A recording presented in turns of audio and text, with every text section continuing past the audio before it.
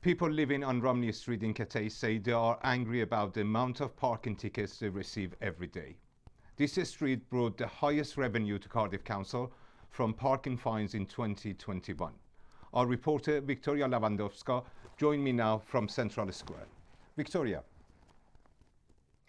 Fayar, Cardiff Council made more than £1 million from parking fines last year, and Rhymney Street was the main contributor to that amount.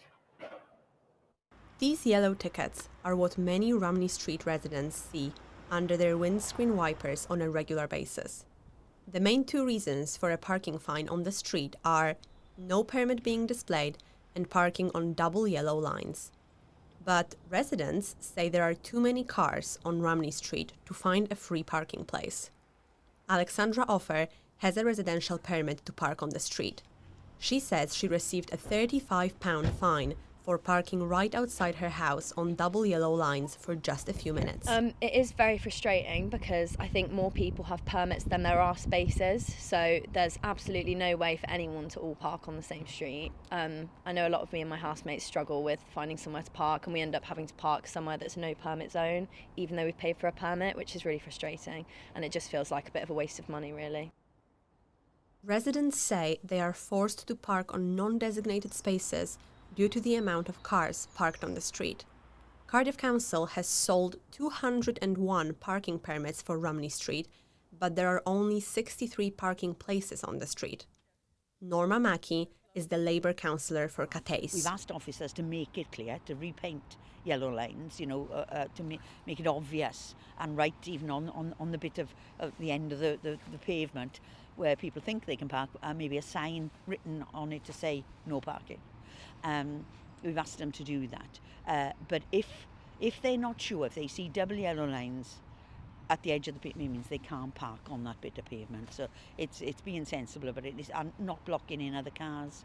The council says the main problem is that Rhymney Street used to be a family street where there would be one car per household.